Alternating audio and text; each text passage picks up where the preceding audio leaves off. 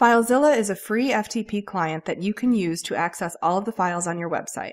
First, you must install the software on your local hard drive.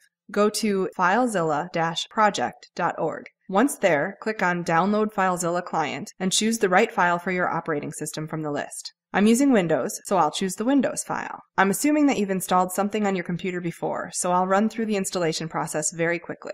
Once you've downloaded the appropriate version of FileZilla for your operating system, click on the executable file, or if you've chosen to download the zipped version, first extract the files and then click on the executable file. Select Run, agree to the license agreement. You should read it, of course, I've already done that. Select whether you want anyone who uses your computer to have access, or if it should only be available to you. Check Desktop icon if you want a shortcut installed on your desktop. Choose the destination folder and click Install.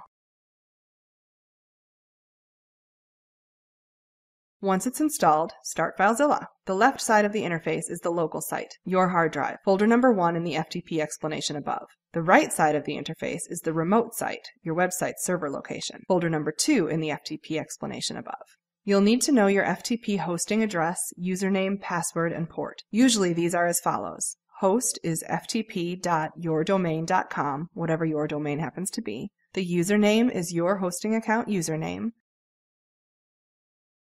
Password is your hosting account password, and the port is usually 21. If you use the variables I've suggested and are unable to connect to your website, that means that your hosting company does things a little bit differently. In that case, simply ask them what your FTP credentials are and use those.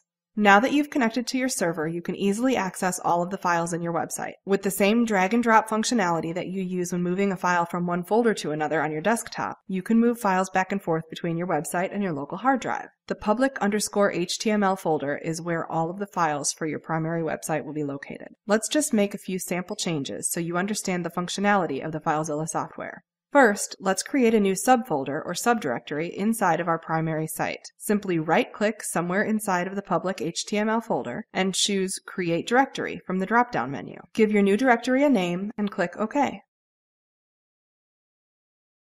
There you go. A new folder with the name of your new directory appears on your server. If you open this new folder, you'll see that it's empty. Now on the left side of the FileZilla interface, browse for whatever file it is that you need to upload to your server. I've skipped the browsing part and jumped straight to our sample folders on my hard drive from the FTP explanation video above. Let's assume you need to move an entire folder to the new directory on the server. Just like on your local machine, simply left-click the file that you need to upload and drag it to the Open Directory folder on the server. At the bottom of the interface, you can watch as the files transfer. When the transfer is complete, you'll see the total number of successful transfers and failed transfers. If there were a failed transfer, we could click on that tab to find out what file didn't upload and upload only that file again. As you can see, folder number 2 has been successfully uploaded to the server. The one difference that I should note is that on your local machine, when dragging files from one folder to another, they disappear from the first folder unless you've purposefully copied them. This is so you don't end up with 20 copies of the same file on your hard drive. When using FTP software, however, when you drag a file to your server and drop it, a copy remains on your hard drive, and vice versa. If you download a file from your server by dragging it to your local hard drive, a copy remains on your server. You have to physically delete the file if you do not want it on your server any longer.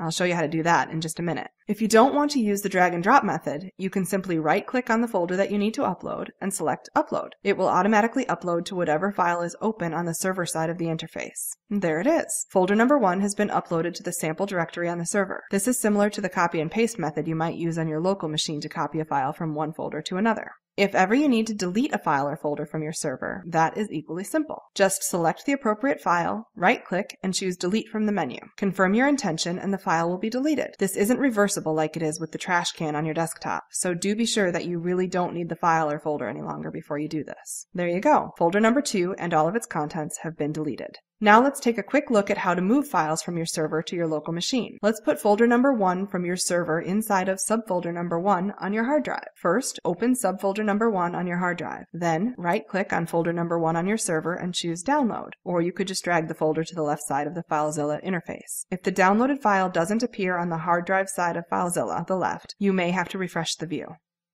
You can delete files on your hard drive from within the FileZilla interface as well.